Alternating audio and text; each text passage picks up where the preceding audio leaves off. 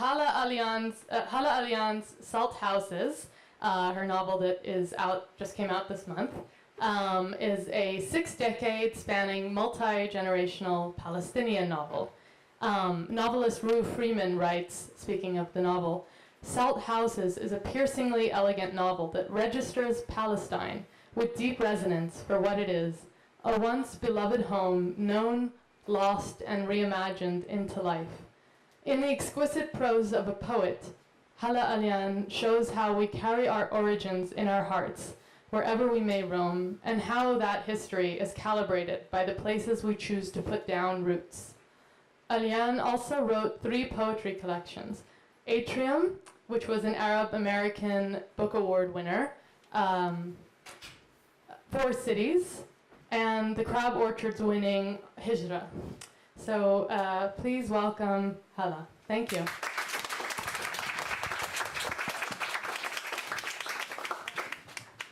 Hi everyone, how are you? Good. So before I start, I just want to say thank you so much to the Asian American Writers Workshop and all the sponsors, and of course the lovely co-readers and the facilitator. I'm very excited to be doing this. So, as Zaina said, this is a multi-generational story of a Palestinian family. It starts in the early 60s with the matriarch, and it follows the family as various political conflicts and wars displace them from city to city. Each section is written from the perspective of a different family member in a different city in a different point in time. Cool? Okay. So this is a section from the Manar chapter. So Manar at this point is the great-grandchild of the original matriarch. She's also the first person in a couple of generations to go back to Palestine and to Israel. So we are now seeing her after a night of partying in the coastal city of Jaffa. It is late, Manar thinks. So late it is nearly early, and soon the sun will begin to rise. She walks until she reaches the cobblestone street, little pebbles piercing her feet. For 10-15 minutes she keeps moving until she cannot hear the music anymore, away from the party, between houses, until she finds a secluded-looking archway between 2 trees, and finally she sits. Manar remains in the archway for a long, long time. She feels as though she is in a trance, and it's not until the low thrum of the muezzin stirs her that she is suddenly aware of everything. The sky beginning to lighten, her filthy feet, the growl in her stomach. Even the contents of her purse are jumbled around. Her phone has run out of battery. But here, yes, here is the zippered pocket, the bundle of paper, her grandfather's letters, the ones that she and her brother and cousins found long ago, the ones that are addressed to a family member they've never met. Manar pulls out the letters, opens them for the 100th time like an archaeologist afraid she missed something all along. She goes through the pages until she finds her favorite passage. Last night, it begins. I dreamt of refugees stealing rubble, a woman's braceleted hand, someone's eyes. I dreamt of the men in Zarqa, the camps, army bases all over America. I dreamt they met in secret rooms, unfolded maps and folded. I dreamt they groomed for war, woke, stamped outside in boots. Their rage shook them. It marched their legs up trails, snowdrift, sand dunes, their breath precise and measured with each step, and onward, onward the land urged them. They aimed their rifles at a target, imagined an enemy heart, and pulled the trigger. Impulsively, Manar stands, holds the letters out in front of her, and begins to read aloud. Her voice is hoarse from the singing earlier, and she thinks of the plays that she used to do with her brother and her cousins years ago, imagines an audience listening in the archway in front of her. But Mustafa, she says aloud. Mustafa, we still thirst for it. Our mutiny is our remembering the 100 names of that land. She pauses, the sound of a car in the distance, the purr of someone's engine backfiring. and returns to the page. Are remembering the 100 names of that land, this is what it means to be alive. Anad takes a deep breath and packs the letters away, rises grimly, walks down the street until she finds an unopened store and pauses, checking her reflection in the glass. What greets her is disheartening. Savage hair, drooped mascara. She scowls at her reflection. She finds herself hungry. Not for food, not for any particular thing, but for the sea.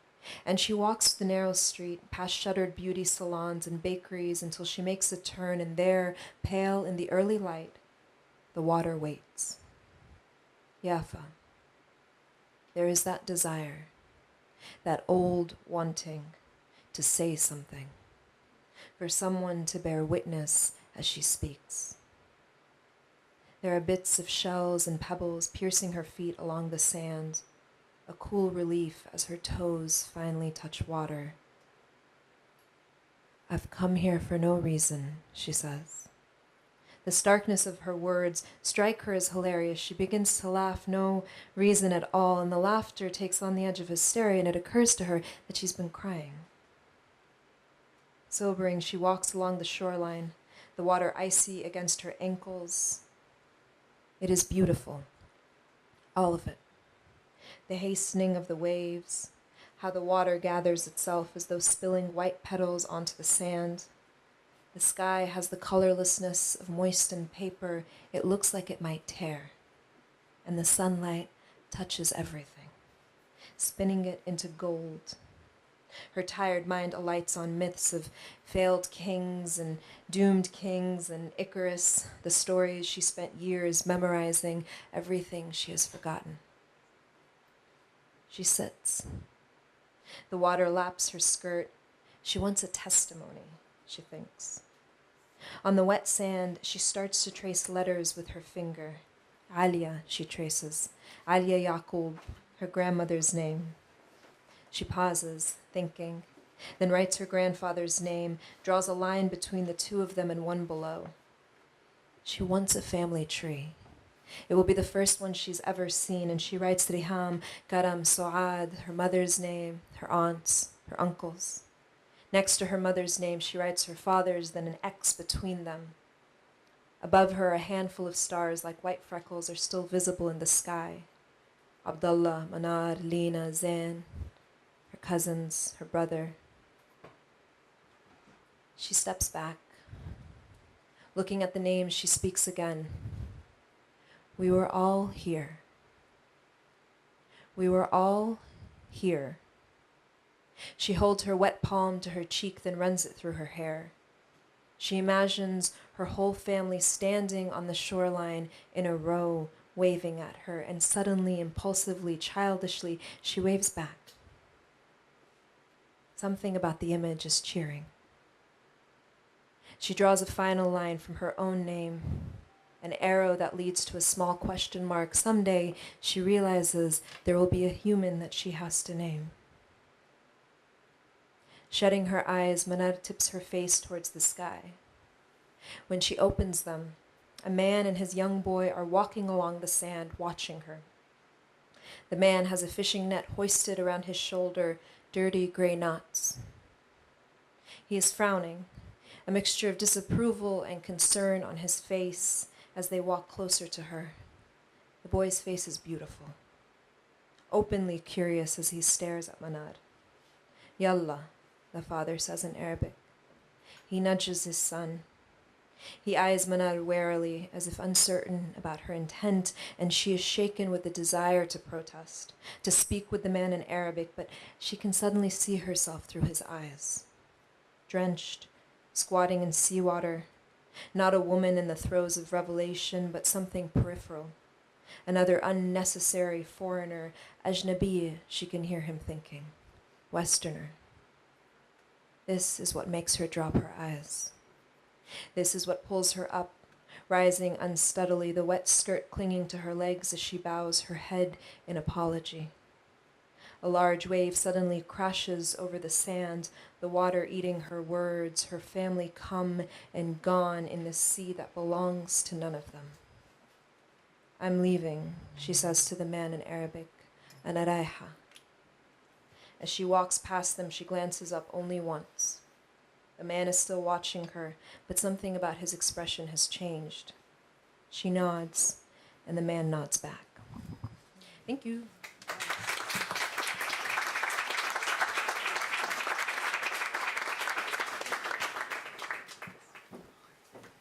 Thank you. That was lovely. Okay, Hayan Charara's Hayan Charara's tragic, loving new poetry collection, Something Sinister, explores the conflict between the personal and political, cultural and aesthetic, from domestic violence to the war in Iraq, from losing one's parents to the rupture on language born by the war on terror. Fadi Jouda lauded Something Sinister for the way it connected the deeply private in American poetry to the immensely public at the world stage. Born in Detroit to Arab immigrants, Hayan is the author of The Sadness of Others, The Alchemist's Diary. His New Voices award-winning children's book, The Three Lucies, explores his family's experience of war in Lebanon. An NEA fellow, he edited Inclined to Speak, an anthology of contemporary Arab American poetry. Let's welcome Hayan. Thank you.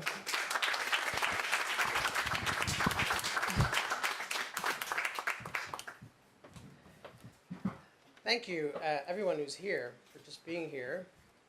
Thank you for those who put this together, brought us here, and to my fellow readers.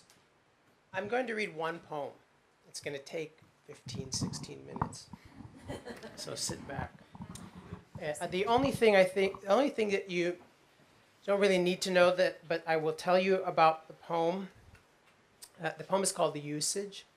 The poem takes its form from the usage glossaries you would find at the back of a dictionary, in a writing handbook, often indicating the correct, proper usage of commonly confused words. So, for example, when to use a versus an, that versus which, things like that.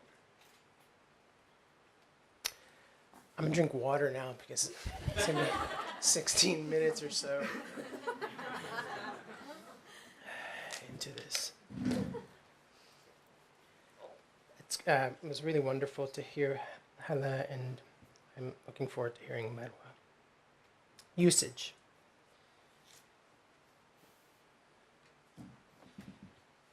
An assumption, a pejorative, an honest language, an honorable death. In grade school, I refused to accept the mayor's handshake.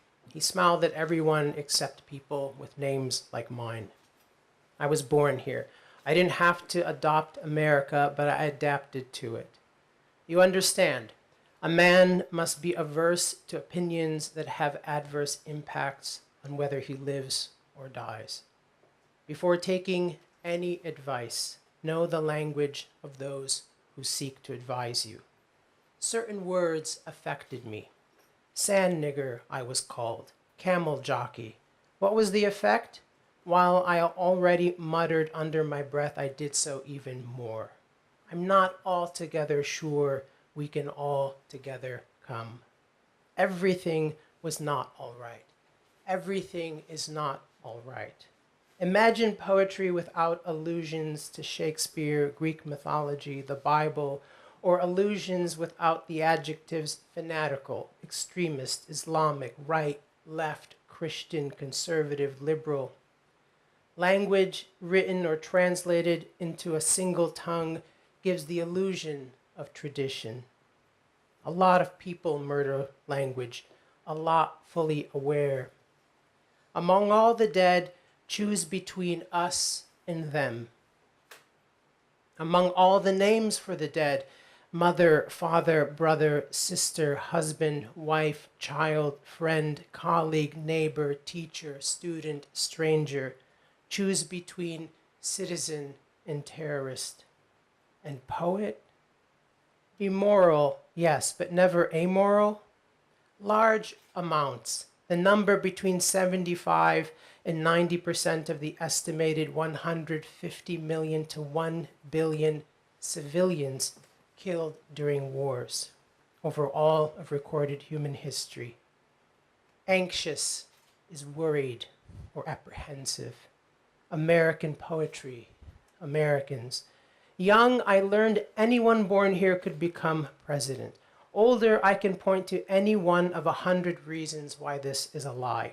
Anyway, I don't want to be president, not of a country or club, not here or there, not anywhere.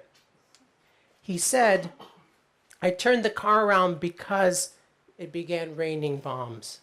There's no chance of ambiguity. And as here could mean because or when. It makes no difference. He saw the sky, felt the ground, knew what would come next. It matters little when the heart rate in less than a second jumps from 70 to 200 beats per minute. What they did to my grandfather was awful. Its wretchedness awe-inspiring. Its cruelty terrible. It was awfully hard to forget. Just after 8:46 a.m., I wondered a while what would happen next. At 9:03 a.m., I knew there was going to be trouble for a while to come. When in her grief the woman said, we're going to hurt them bad, she meant to say, we're going to hurt them badly. For 17 days during airstrikes, my grandfather slept on a cot beside a kerosene lamp in the basement of his house. Besides a few days' worth of pills and a gallon of water, he had nothing else to eat or drink. Given these conditions, none of us were surprised that on the 18th day he died. Besides, he was 82 years old.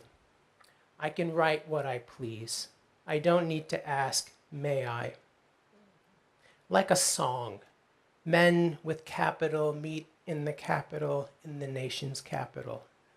Any disagreements? Censored. Those making them, poets, dissenters, activists, censured.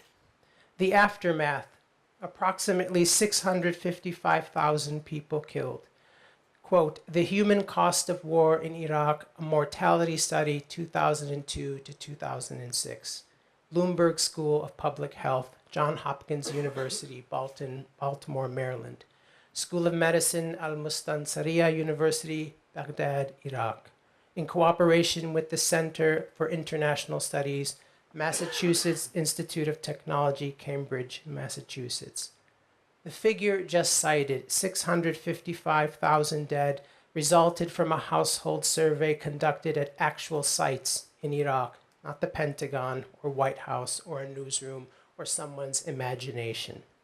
Of course, language has been corrupted. Look, the president who speaks coarsely says we must stay the course. The problem with let your conscience be your guide is you must first be aware, conscious of the fact that a moral principle is a subjective thing.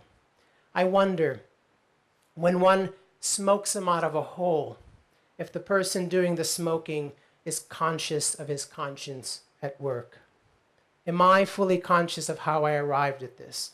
The continual dissemination of similar images and ideas, the continual aired footage of planes striking the towers crumbling to the streets, dust, screams, a continuous reel of destruction, fear, as if the attacks were happening 24 hours a day, every day, anytime. For a while, I couldn't care less about war. Then I saw corpses of boys who looked just like me. This was 1982, at age 10.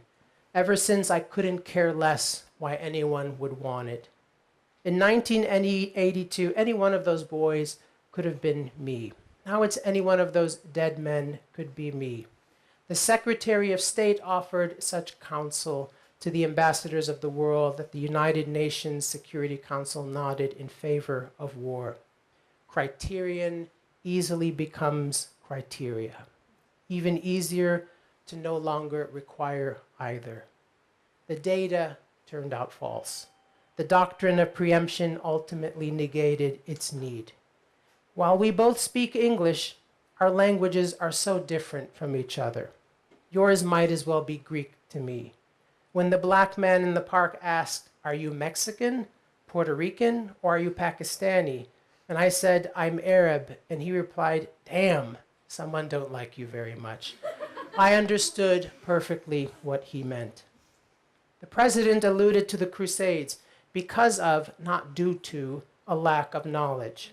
Later, he retracted the statement, worried it might offend the Middle East. It never occurred to him the offense was taken due to the bombs shredding them to bits and pieces. You are either with us or with the terrorists. September 20th, 2001.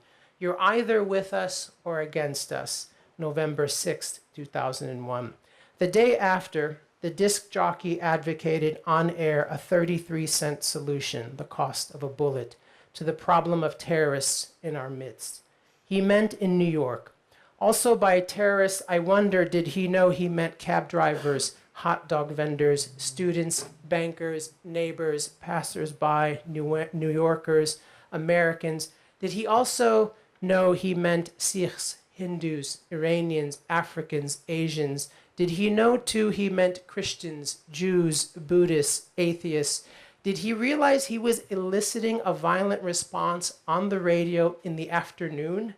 Among those who did not find the remark at all illicit, the owners of the radio station, the FCC, the mayor, the governor, members of the House, the Senate, the President of the United States. Emigrate is better than immigrate. Proof?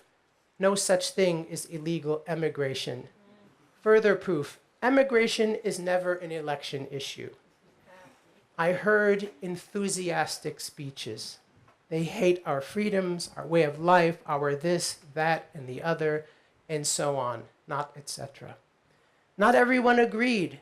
Everyone not with us was against us. Detroit was farther from home than my father ever imagined. He convinced himself soon after arriving here he had ventured further than he should have. Fewer people live in his hometown than when he left in 1966. The number even less following 34 straight days of aerial bombardment. First, not firstly, my father spoke Arabic. Second, not secondly, he spoke broken English. Third, not thirdly, he spoke Arabic at home and English at work. Fourth, not fourthly, he refused to speak English anymore. Not every poem is good. Not every poem does well. Not every poem is well either, nor does every poem do good. To grow the economy is more than jargon. Can a democracy grow without violence? Ours didn't. They still plan to grow tomatoes this year, despite what was done.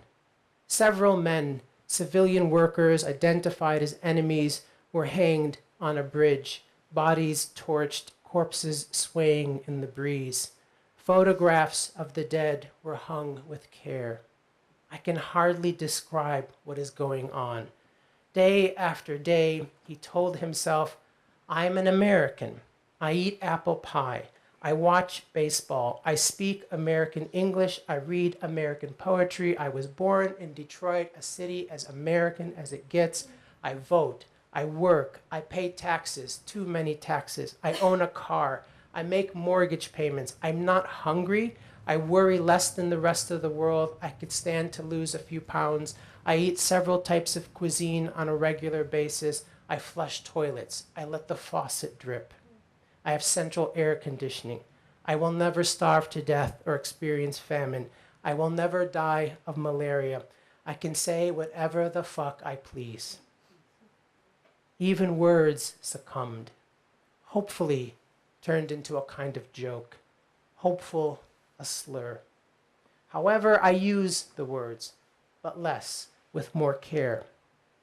The president implied compassion, but inferred otherwise. This is not meant to be ingenuous, nor is it ingenious.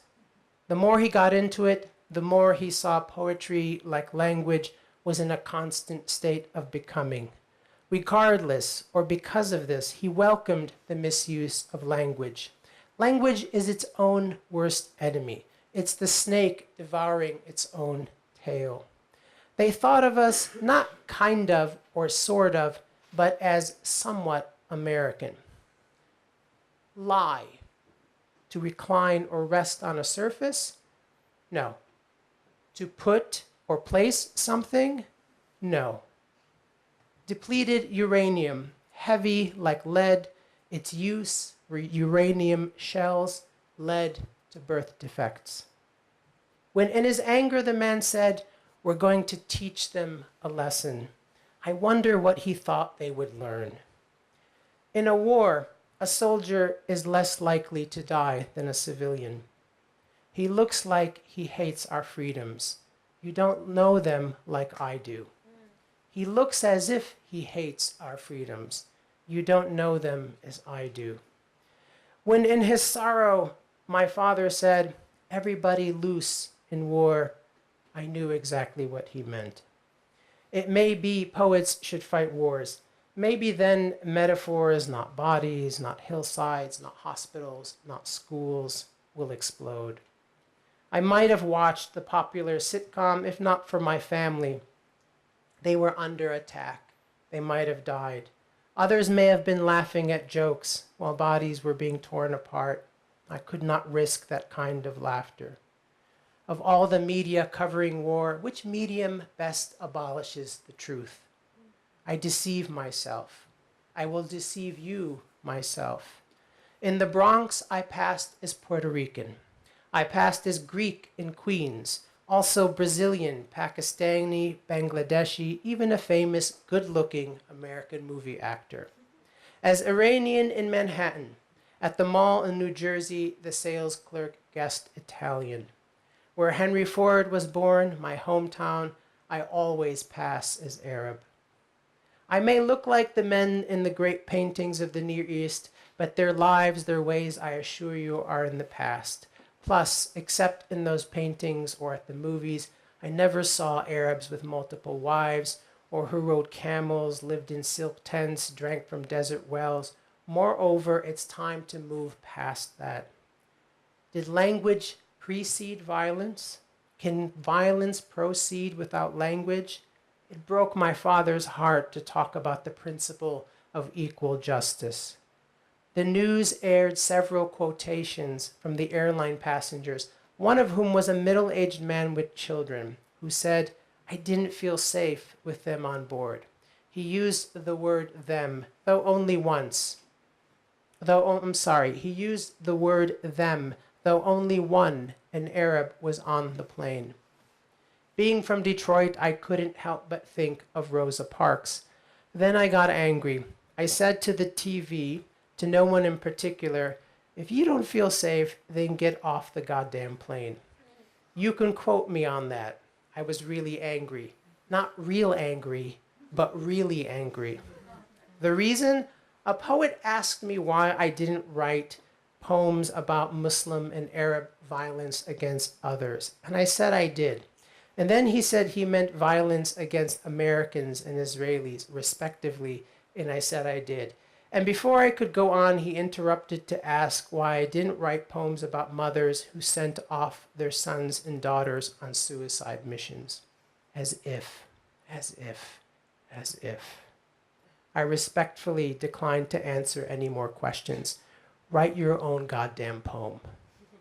Does this poem gratify the physical senses? Does it use sensuous language? It certainly does not attempt to gratify those senses associated with sexual pleasure. In this way, it may not be a sensual poem. However, men have been known to experience sexual gratification in situations involving power, especially over women, other men, life, and language.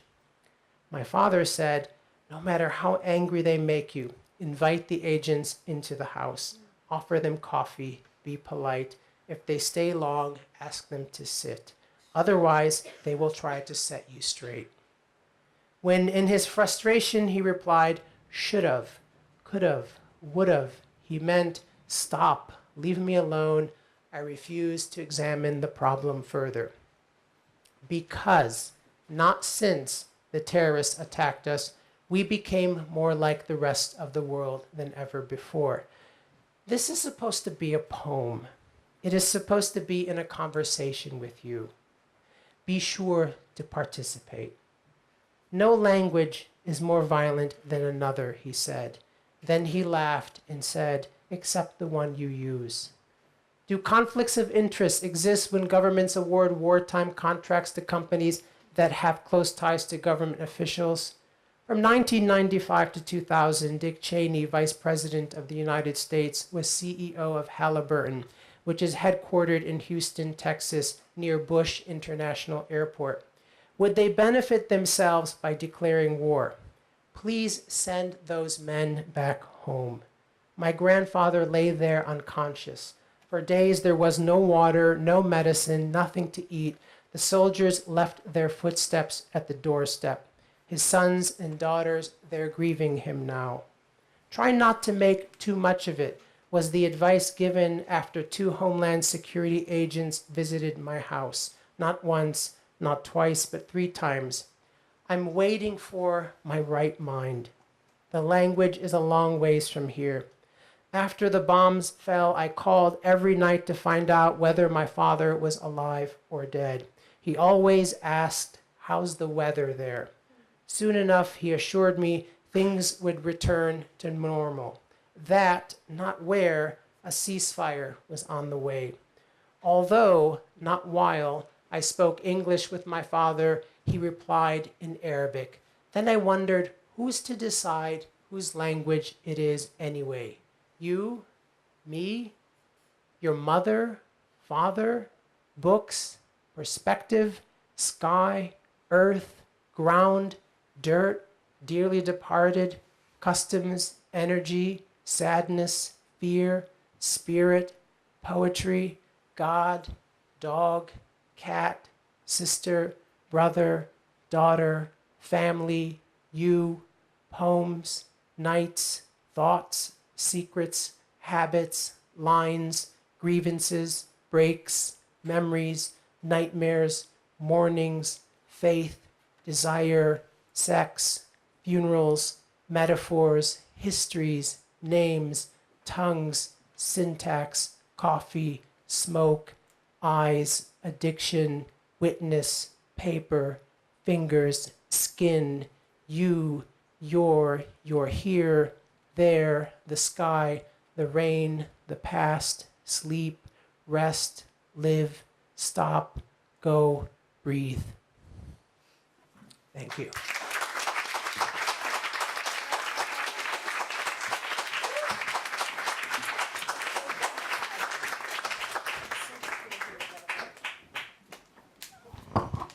Thank you. That was incredible. Poet and journalist Marwa Helal is working on a project that incorporates writing, photographs, and dreams to explore the failed US immigration system through human stories of immigrants who have struggled to gain citizenship. She is the author of I Am Made to Leave, I Am Made to Return, and Invasive Species. Born in El Mansoura, Egypt, she is the recipient of fellowships from Poets House, Brooklyn Poets, and Cave Canem. When judging Marwa, the winner of Baum's poetry contest, Banu Kapil wrote, in these visceral and deeply political poems, she is dreaming a radical modernity, marking the raw bits of love, community, and loss when and as they come. Let's welcome Marwa.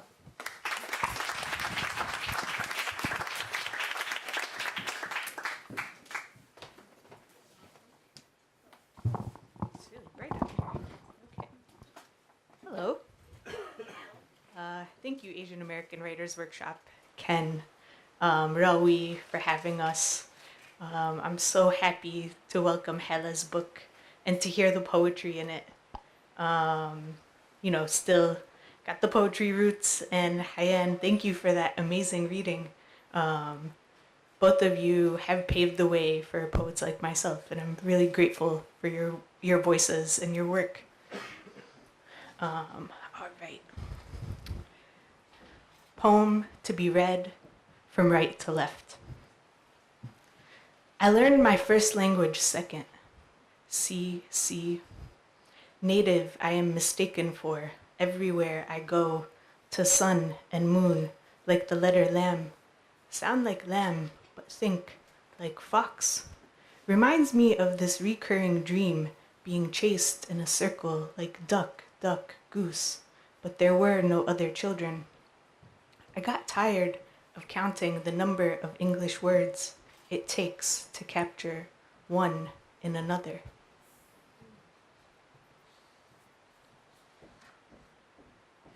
Intimacy versus isolation, number 13. It is still dark out when the cab driver from Arecibo calls me Blanquita, and I gently say from the back seat, I know maybe you can't see me too well, it being before dawn and all, but I ain't no Blanquita. But she persists to Blanquita me, again, Blanquita. We reach the terminal when she passes my suitcase from the trunk, winks, smirks, and says, have a safe flight, Blanquita. I figure maybe it is more flirt than shade, but 5 minutes later, TSA is patting me down, and I'm muttering, I told you, I ain't no Blanquita. In New Orleans, TSA says my crotch is lighting up, and I'm thinking I've been waiting for an opportunity to tell them it must be this bomb pussy and how I know they've been crushing on me for years. But it is too early for this mess, and even though I'm 35, I hope my parents aren't reading, or that they'll think I'm just talking about the cat narrating poems to me again. This time, I'm teaching in a middle school in Queens when it happens. After I introduce myself to the class, a little girl gasps and says, at the ceiling, wait, you're not from here? But you look like you're from here. And I swear to you, it is a miracle, a violation of the natural when I sink so she can see me good and eye level, and I say, I look like I'm from where? From here? Let her have a good look at me and her questions. This is how I become a hyena. I want her to see the grooves the sun has made in my forehead from the radiation of my many migrations above the clouds. I want her to see my eyes glint, knowing one day she will need to make this glint her own. She's confused, shakes her head. No, I mean you sound like them, and now I call like hyena, cackle like hyena. And to teach is to fill a room, to change a room. So I say, so to sound is to look like. I feign confusion. This is how I become two miracles, but I don't realize it at the time. At the time, I am mind muttering, I ain't no Blanquita. I told you, I ain't no Blanquita. And this is when I sound most like myself, and by sound, I mean look. And what if every time you were asked where you're from, you simply pointed to your heart? I recently discovered my anxiety manifests as empathy, a consequence of insecure attachment or early migration, a bird forced to fly before its wings were ready. What do you pack if you don't know you're never coming back? How many traumatized narrators do you have to fall for before you believe like attracts like? I have mistaken your practice for feeling and wondered what else I have mistaken. Me, the one in a body that is always misread. I have become the illiterate one. And this is when I remember the prophet, peace be upon him, was also illiterate. If you're looking for me, I'll be in the occult section under an accumulation of crabapple trees along the Ohio.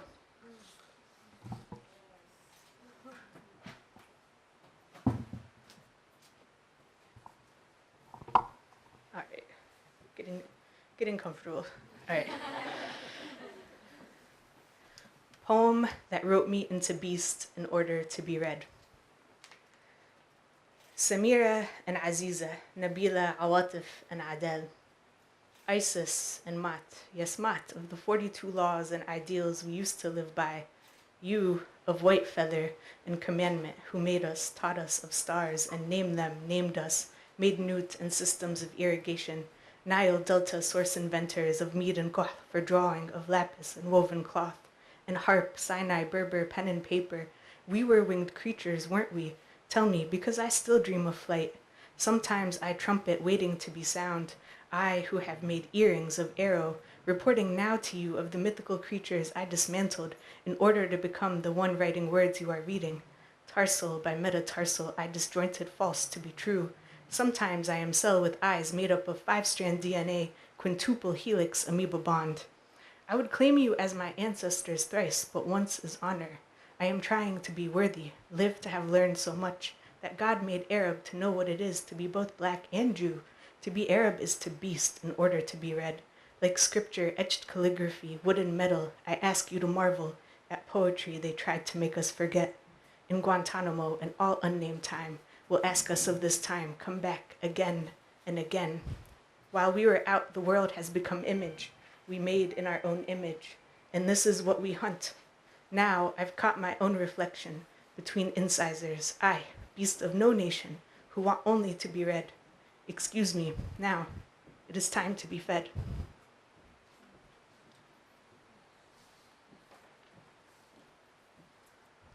Poem for the beings who arrived.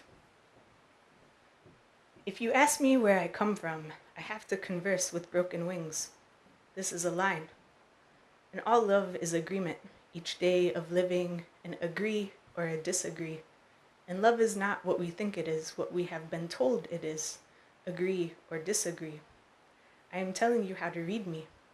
Neruda wrote, if you ask me where I come from, I have to converse with broken things, with the beings who arrived, who had the glasses of the heart.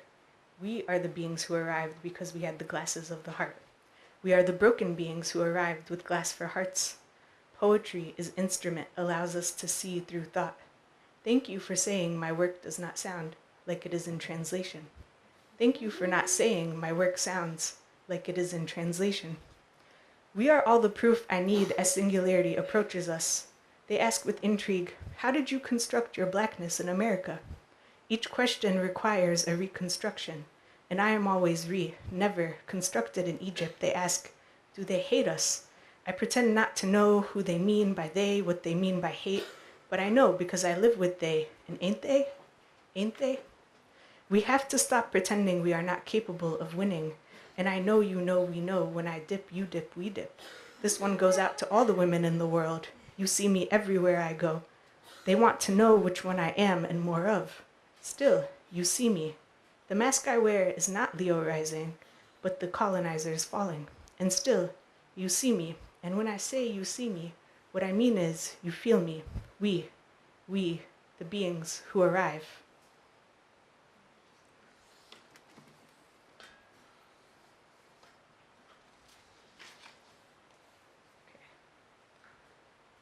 The Middle East is missing.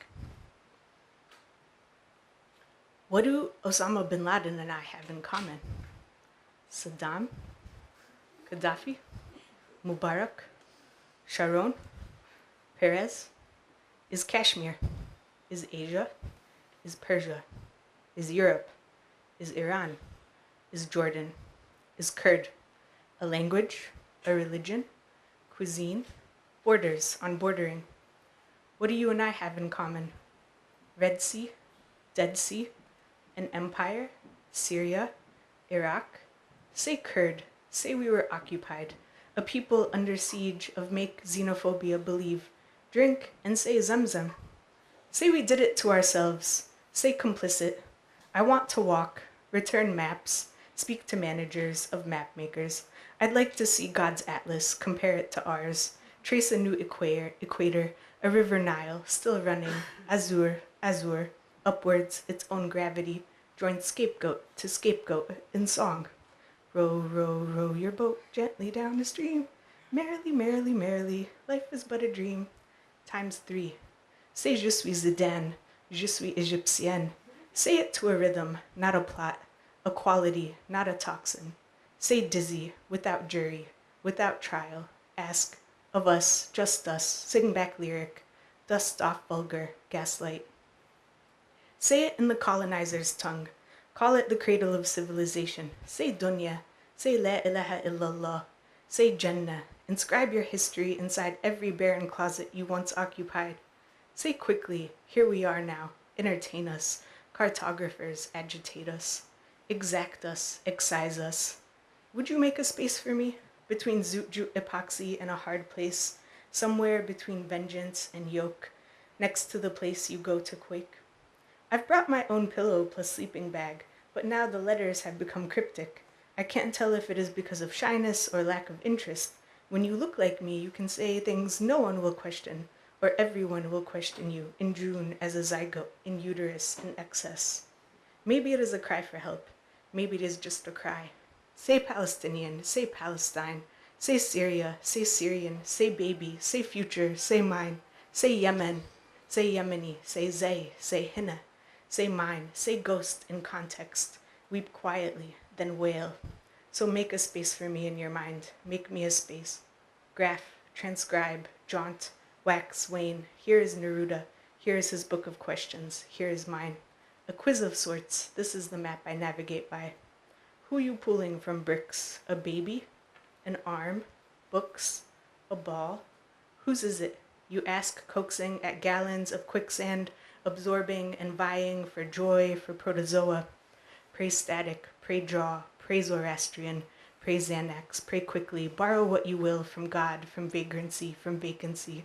Before I left, I wrote, where you from, where you from, where you from, inside every empty closet of the homes I once occupied. Don't forget where you're from. Don't squint. Zoom in, stow the box, lock the key, jump on. We made a new map from breath. From zone to zone we moved, traveled, walked, journeyed. There are many who experience what we haven't, quote, benefited from being, unquote. Maybe a cry for help, maybe just a cry. Maybe a memory quivering of a juvenile kingdom's lie. Maybe was a zealous royal who unleashed sand and sphinx, making borders die in yellow, blue, green, and red, orange, and cream lines.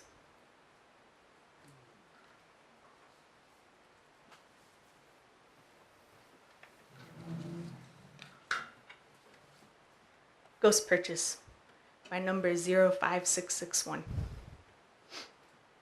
I could buy these reading cups now, worth between 3,000 and 5,000 francs. I'd go to galleries in Algeria or Tunisia. I'd have them removed from the cabinets in the museums, from beneath the dust. I'd make the transaction. They could belong to me then and there. I even thought of buying them with the money I would make from this poem. I even thought of including them in this poem. But as I progress, they become more distant. And who needs reading cups when there is a poem to be read, written? The cups once bought would lose value like most of life, a diminishing return, or rather, latent ghost. About number 05661. Refugee 05661 arrived at the island of Algiers when she was 12 years old and lived during a time of poverty in the southern United States, where she contracted a rare autoimmune disease, during which she turned to poetry for comfort. She became an established poet late in life, publishing 2 volumes after 55 years of working as a healer and medium, helping connect those who had been estranged from their family members in the Great Refugee Crisis of 2016 to 2200. Her work centered on ancestral memories, the energy that lives within objects, and the psychic space between colony and place of origin. It is also worth noting that she never used her government name and instead chose to use the last 5 numbers of her refugee ID card. She also refused to use the colonizers' hierarchy of capital and lowercase letters, insisting that all letters be equal, once stating, "In my mother tongue the letters are connected. The way the letters stand in this language is a way of disconnection I am not interested in." Copyright 2400.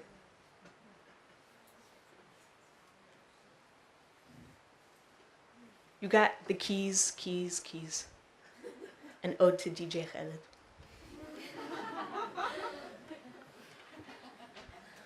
You so naive, you sophisticated, you so spiritual. Told Larry King you pray 10 times a day, more than 10 times a day. You pray in your head all the time. Now all the Muslim boys have a new line to impress the uncles with. Must be why you so fire. Even water tried to claim you. Remember when you got lost on a jet ski in the dark? That shit got what, like 1 billion some hits? Snapchat should be paying you. Instagram should be paying you. So you can put that money in a savings account. Buy your mama a house. Buy your whole family houses. You a hero, riding in on a lion, watering your garden, talking to flowers.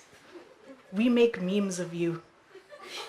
Like when they want to ban Palestinians, but then they would have to recognize Palestine. I quote you in classrooms. Congratulations, you played yourself. And when the kids laugh, I tell them, you a genius. I appreciate you.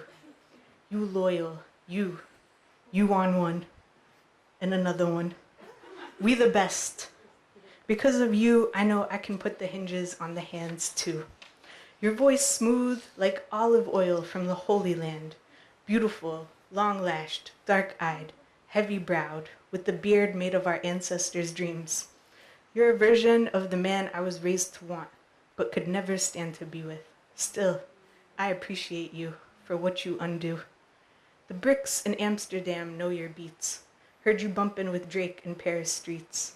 Wheezy and you riding through downtown Cairo smog, and your outro fade like London fog. You so international, the kids in Tel Aviv throw back my ties to no new friends. And nearby, the Palestinians depke until they forget they are Palestinian. Or rather, until they forget they are occupied. Yours is the rhythm they rebuild to. What do you say we give them all the keys, major keys, back to their rightful homes?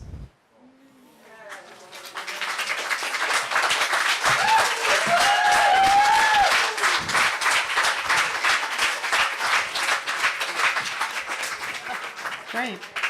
Thanks so much. So now we're going to turn it over to we're going to have a Q&A and a discussion, and Tanwi Nandini Islam is going to moderate. Yeah. Sorry.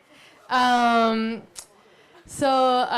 is the author of Bright Lights, the story of a Bangladeshi Salim family and their return to Bangladesh, where they must confront the demons of their past alongside the ones of the present.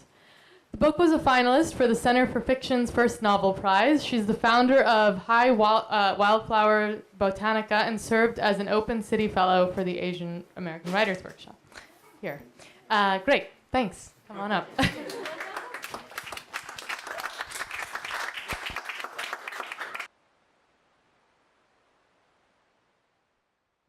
Hello.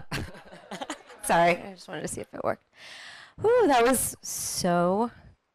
I'm jazzed right now. I'm energized. Thank you all so much for reading your work. And I have a lot of notes that I've taken, and I would love to kind of walk us through some questions and then obviously open it up to you guys to ask whatever you'd like. But I read everyone's work before I came here. It's very studious. And displacement is a common theme for us writers who are writing to many places at the same time. I identify with that deeply. And just hearing the poems and fiction that we listened to today, it seems that the way that you map out your work, the displacement is laced into the rhythm of the work. You're in the moment and you're out of the moment. You're in mythology, you're in history, you're in war, you're in peace, you're in sex, you're in a DJ, whatever. You're in all these different moments at once, and they have so many different meanings laced into the way that you are kind of constructing the work. So I wanted to get a sense from all of you and just go down the line however you'd like to answer. How do you kind of summon that legacy of displacement and bring that to your work? And how does it play out when you're writing and wrestling with all these kind of legacies that we deal with? So who'd like to start?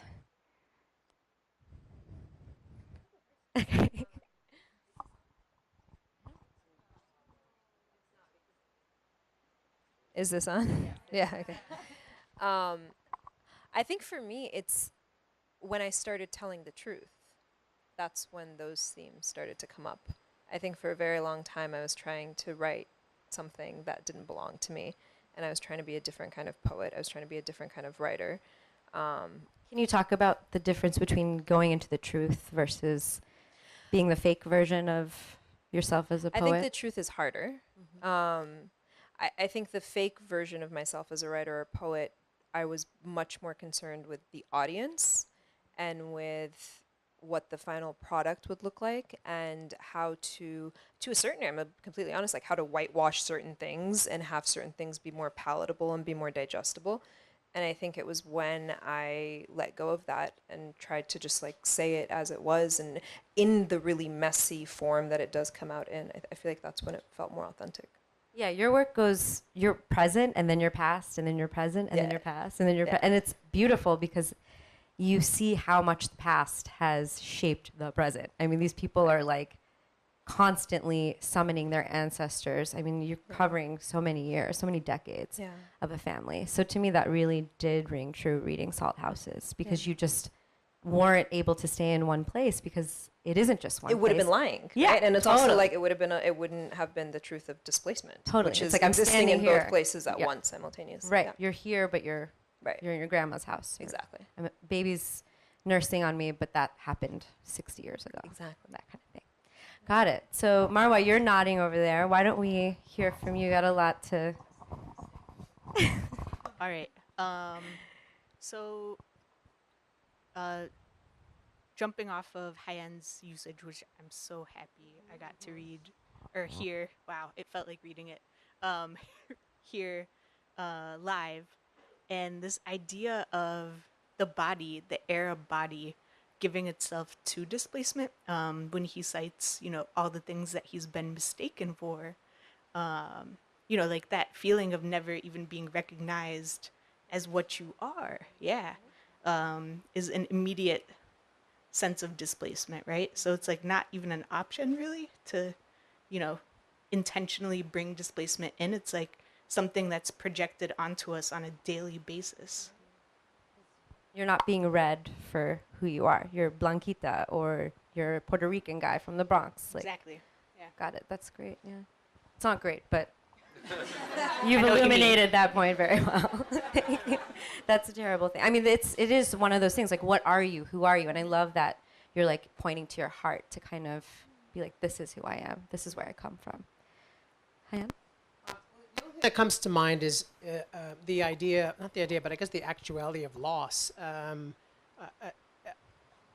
When I think back about growing up in Detroit, as an Arab kid in Detroit, every which way I look, there's some kind of loss there. The kinds that are addressed in the poem. But one thing, for instance, that stands out is, I'm 44 years old. My mother was a school teacher in Lebanon before she moved to the United States, and I barely speak Arabic. And this is not unusual for a lot of people, regardless of where their ancestors come from. So, for instance, to lose the language, and to lose the place that my family calls home as well. My mother and father spent. I was thinking about this recently with because of the Muslim ban. It was a ban a long time ago with things like wars. They couldn't go back home. Different kind of ban. So they spent maybe 10 years before they could go and see their family. And my father lost his mother and couldn't see her buried. My things like this. And so when I think of displacement, I think of the larger kinds of displacements, the realities, the political realities, but it always boils down to individuals experiencing it in really felt ways, right? Just not being able to speak the language that you grew up with, or not being able to see the place you grew up in, things like that. Yeah, that is probably the deepest feeling that I feel reading all of your work. I want to just bring up the children's book that you wrote too, Hayan, if you don't mind. So there's this lovely boy who has 3 cats, and there's Lucy the fat, and Lucy the skinny, and Lucy. And it has this idyllic beginning, and you see this like child growing up with 3 cats in his house with his mom and dad, and it's like, all of us know that, yeah, we have regular lives and regular parents and regular things that we love. And he goes to his aunt and uncle's house, and basically it's wonderful, but when they come back, there's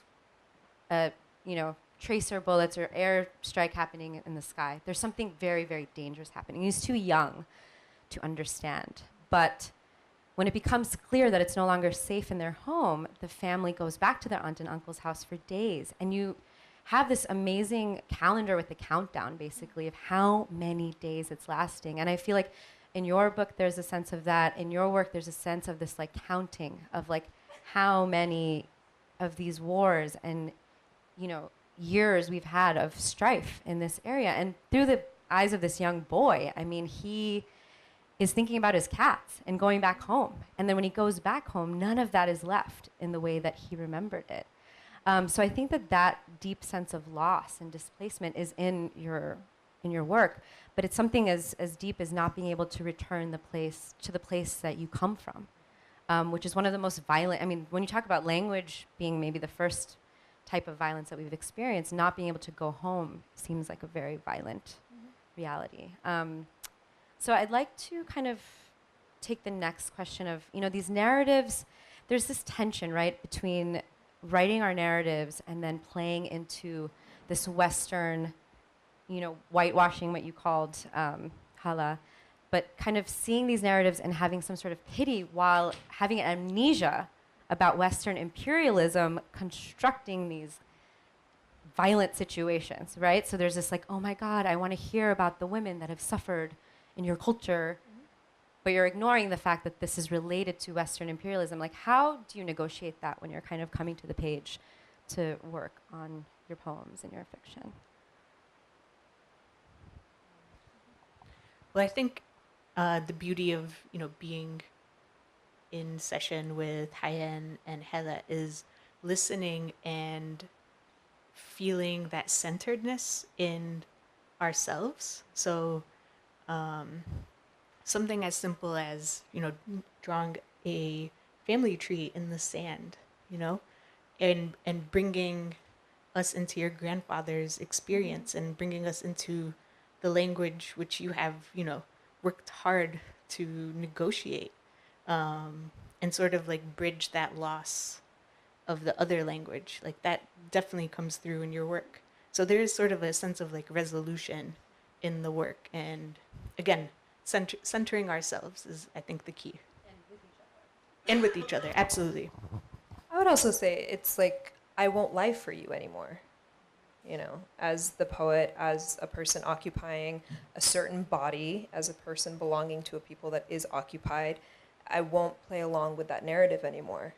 And so I think finding ways to say that, it can be subtle, it can be, you know, blunt force trauma, but finding ways to just not negotiate with that sort of narrative that needs to be upended. And negotiating your own fear around Absolutely. not doing that anymore, because it is scary to be like, you know what, course. fuck you, I don't care what you have to say about this, I'm going to say what I have to say. Right. Yeah, so that's really empowering too. For what it's worth, what comes to mind right now are two books. And I think this is to suggest maybe something about what I think of as our roots. On the one hand, there's, you know, the oldest story we have is the Epic of Gilgamesh, right? And at its heart, this is over 4,000 years old. And we didn't find it and didn't have it translated until the mid-1800s. You can hear me. I lecture. So I can speak loud.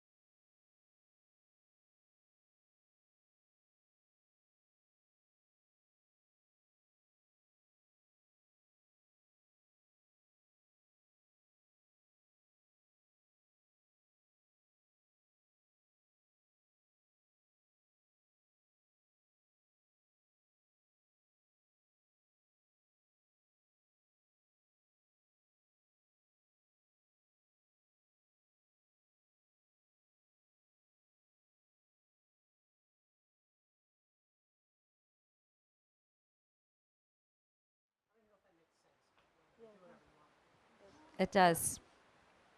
Hala needs to go. She has to be on NPR, which is important. I'm so sorry. I have to catch a train to Philadelphia.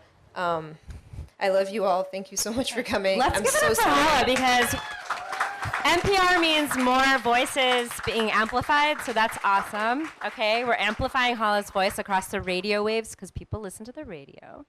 But we're going to continue. And if you want to answer as you're running out, if I'm asking the next question.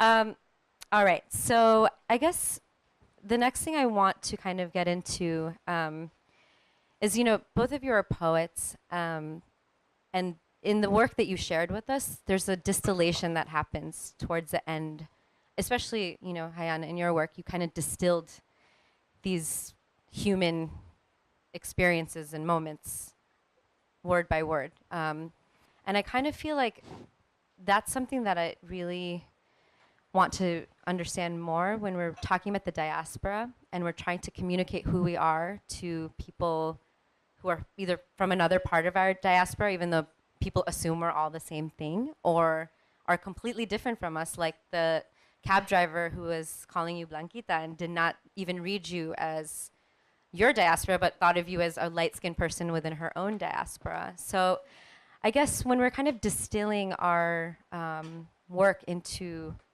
translation, I put this into quotes because, again, thinking about writing in English versus in Arabic, or not having, you know, the ability to write in Arabic versus being able to only write in English, how do you kind of distill what you're trying to say in your work to the different audiences that kind of experience your work, whether they are coming from Lebanon or from Egypt, or, you know, a Latino audience or a white audience or black audience? I mean, you're kind of translating each time you're with a different audience. I think. I don't know if you share that sentiment. So how does that kind of happen? How do you do that across different audiences? Well, if I understand the question right, you know, I take it that most people have enough in common in terms of their psychological. And Hala has left; she could talk about this. This is her field. But I think we have enough in common psychologically, emotionally, to for our whatever our unique experiences are to register right across the spectrum. I'm thinking in particular. Obviously, I didn't read but one poem, but I have another poem that is actually the source for the children's book, and the poem is called Animals. It would never, ever be published as a children's book. You would be a horrible human being if you read it to children. You know, because of the horrible things that happen in the poem. It's about the war that my brother, who was 6, experienced. But at the time when that was happening, most of the people I knew didn't care. They didn't know. When I asked them to, you know, write the senator, to write someone to do something, it was just like, well, you know. I realized I had to get to them in some other way, and the poem then becomes not about what happens to the people, but what happens to the animals in the war. And my brother had cats and dogs named Lucy, and most of them were killed in the war. And that people connected to. It didn't matter at that point who I was speaking about, what I was speaking about. I got them there. And so often my work goes there. I try to figure out that place that regardless of who you are, what your beliefs may be, you'll listen to me at some point, you know, if I'm talking about or talking in a way that is just deeper, I suppose. And once I have you, then I'll come back and, you know, hit you over the head with the other things, but it's too late for you at that point. And that's been my method, I mean, in a lot of my poems, that kind of roundabout way, because you won't listen to me if I come at it right away.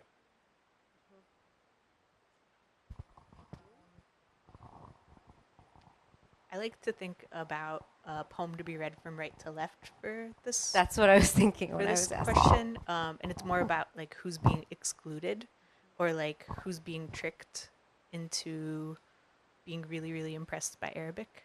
because if you try to read it left to right, it will hurt your brain. And it's designed to do that, except for one line, which is CC, and that can be read both ways. That's the only break that an English reader will get. And it was a form that was created as a response of just my tiredness of people in academia, especially where brilliant foreign scientists are, at the cutting edge of theory, research, etc. And the PR people that I was working with saying things like, "Oh, but he's English as a second language. Oh no, we can't get him to speak on this because he's English." And I'm like, really? So Really? offensive, Are you saying this? But they won't say it about the German.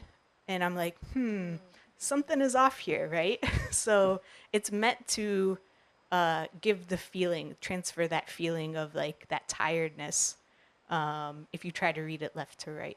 So, yeah. All right, I would love to open this up to the lovely audience. So does anyone have questions to ask? And we'll pass you the mic so that you can kind of get your burning questions out there. Yes? Can you speak loudly? Okay.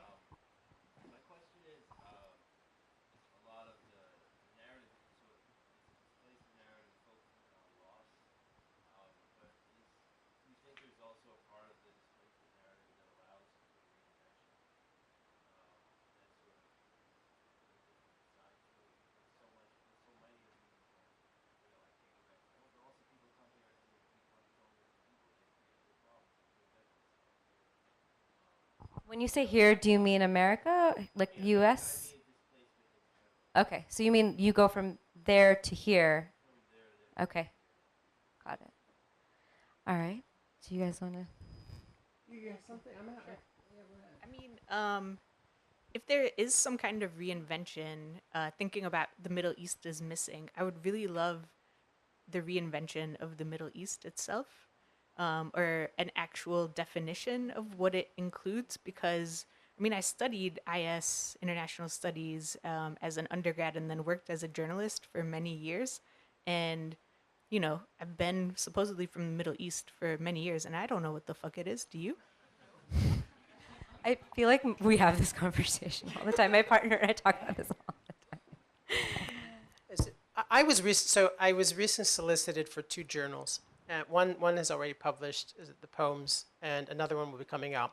Anyway, they were special Arab American sections, and so for the first journal I said, sure, I'll send you some poems. They're going to be sonnets, and they're not going to be about anything Arab American. And they said fine, which was really wonderful. There's a poem about putting a dog to sleep, about cheating on a wife in a dream, about another dog that died, and about a pill popping wife. That's a reinvention for people who have that stereotypical understanding of any human being, right? The other journal, I said, I'm going to send you haikus, about 20 of them. And again, they're called, I forget now, unresolved haikus, and they're just bleak and dark and fucked up in so many ways. And the insistence was you have to take them all if you're going to put them in an Arab American section. And and they did. Kudos to them for doing that. And the idea was simply that if you're going to isolate any of us in a particular way, then I'm not going to give you the thing that you think should be in there. And this isn't to say that obviously the things that we have talked about, you hear them and you read them by so many Arab poets, poets of color. We have a lot of things in common, but we also have these narratives and these ideas that people assume we can't get out of. It gets them in, but that's it's like the entry and exit point for so many of our poems and novels and whatnot. And it's really important that they see that once they come in, there's a whole universe of things that we're dealing with, just like everybody else. So, Great answer. stay tuned for those destructive haikus. Can't wait. Anybody else? Yes, I see a hand back there. I question. Oh shit. I think I'm just gonna. My question also has to do with the notion of displacement that you guys address prominently in your work. Speaking as someone who is like decidedly not ethnically ambiguous, or like very clearly registers as one ethnicity, one thing that fascinates me about you guys' work and about you guys' identity as reflected in the work is the confusion or the ambiguity in the way you get racialized in America in particular. And so my question is both regarding the art and regarding your existence. Is there a moment in time in which you felt like you could make a conscious choice about how to be racialized? It's to pick a team. And when that moment happened, could you describe it, and how did you play it? That's a very personal question, so you don't have to answer that, but it's like something that I'm very curious about. It's getting in. We're getting hard and heavy. Okay.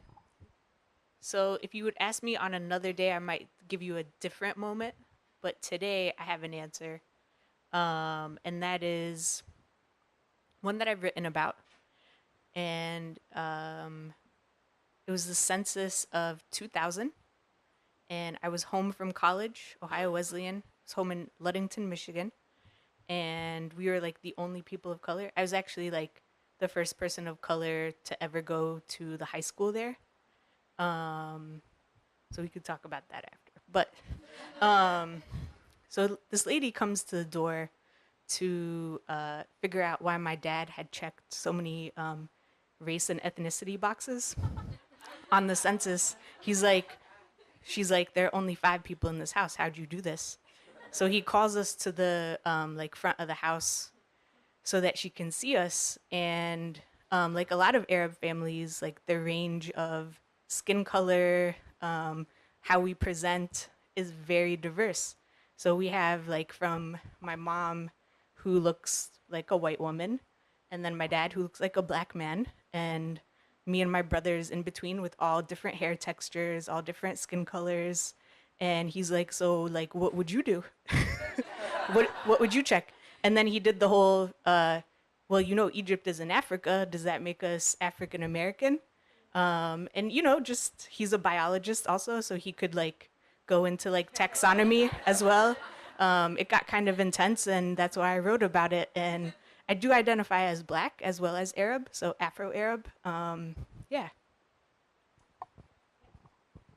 Yeah, I don't know. You know, I don't know that I've I don't know that I've ever thought ever picked a team to use that phrase.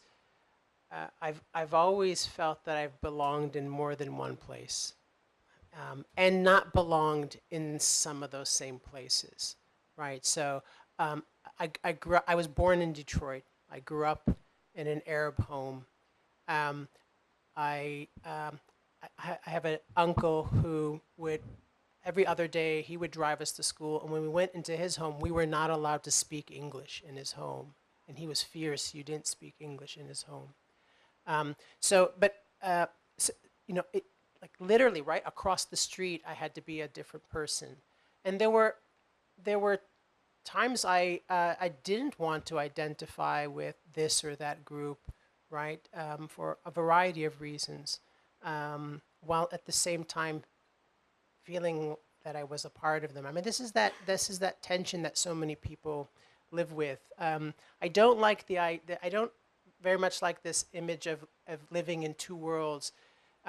We're living in one world, and you're bouncing around, and you're pulled apart, and sometimes you're stable, and then you're not, right? It's just kind of not back and forth, but vacillation all over the place. That to me makes more sense as an image. I don't even think that's appropriate, but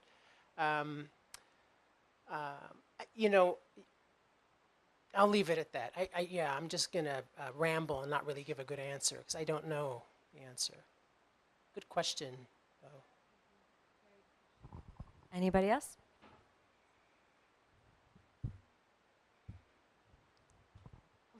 Yeah.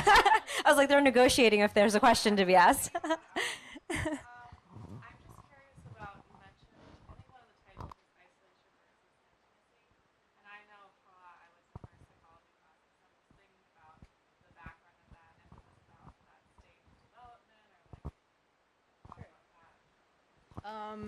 So that's a new project. That's wanted to share new things that I was working on because I get tired of reading like the same like 5, 6 poems.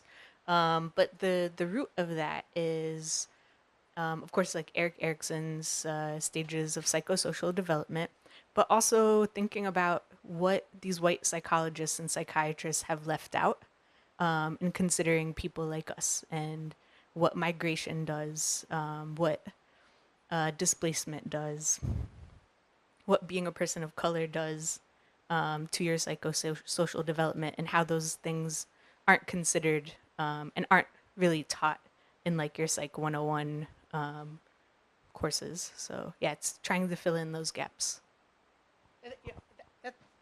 That's so important too. I think, and this is not peculiar to Arabs or Muslims, but the working in something like even in a secondary way, psychology, into a poem about an Arab or about a Muslim,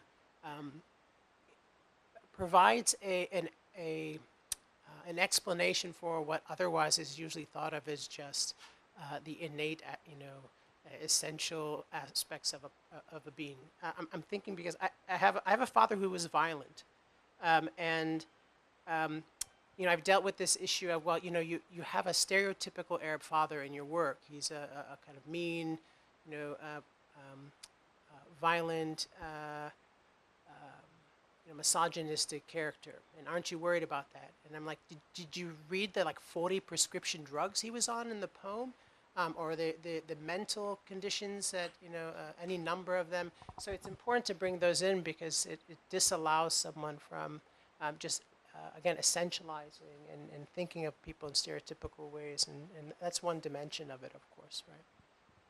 Right, and then in Hala's book, it's like the dad is like the lovable guy who takes him to the zoo. So he's totally breaking that trope, or how people kind of think of the Arab father or brown father in fiction or in a poem, is complicating it. Great. Well, thank you all for being an amazing audience. Oh, you have one question? Girl, you got to get in there. Okay, yeah. Okay. Uh-huh.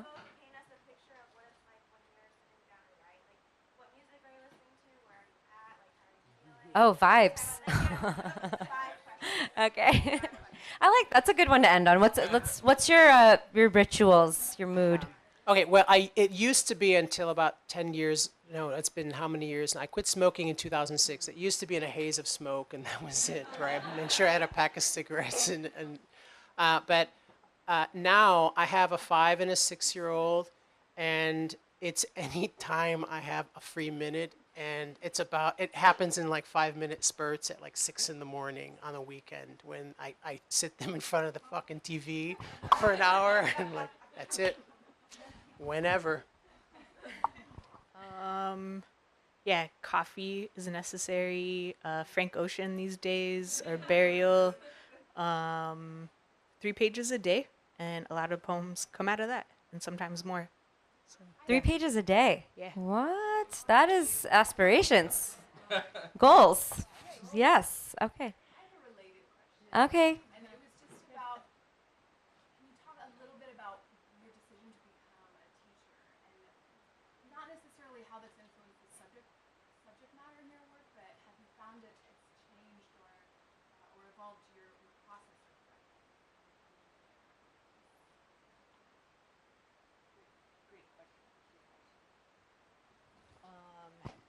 Hayan teaches also, so yeah. Do you want to take this one first, or you all right? Go ahead. Go. Yeah. All right. Are you teaching college, high school? Well, I just finished working with some middle school kids out in Queens. Middle school. 7th graders. Yeah, very special. And I had only taught like adults before that, but there's something about working, especially with 7th graders, and like reliving middle school, and I felt just so happy to be working with them. And most days I felt like I was cheating them, like they were teaching me more. So of course they're gonna end up in the poems. I don't know.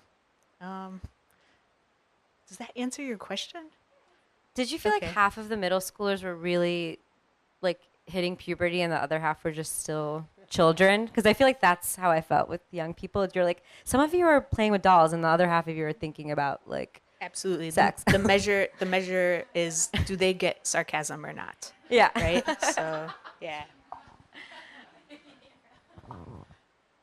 Do I need to answer this? Yeah. What was the question? Something about.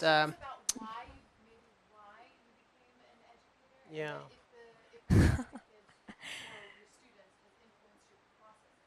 Yeah. Well, I went into teaching because I didn't want to become a doctor, which is what I studied for 3.5 years. And I'm sure there's some influence. I don't teach creative writing. I teach, I used to. I don't like doing it. I just don't think I'm good at it. Because I would come in and I would say, we're reading like 100 pages a week. I don't want to see your poems. I'm not interested about you telling me how you think your poem, I just wasn't interested. And you would give me some poems at the end of the semester, and I'll write stuff and give it back to you. And that was the workshop. So that didn't work well. But what works now in the classroom is I teach primarily what we generally call great books, but I push against that a bit. And they're difficult books and they're challenging. And the thing I ask my students to do is to be fearless readers and fearless thinkers.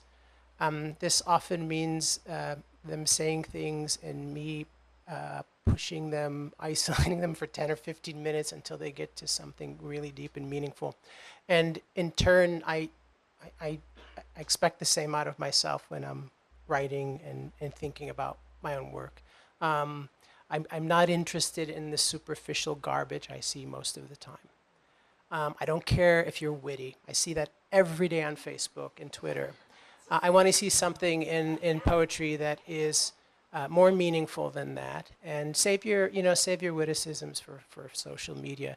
The stuff that's going to outlive you, I hope, is better than. And that's the attitude I take with my kids, right? The students. If you're going to give me a paper at the end of the, I'll leave you on this. There's a great story about who's that piece of garbage?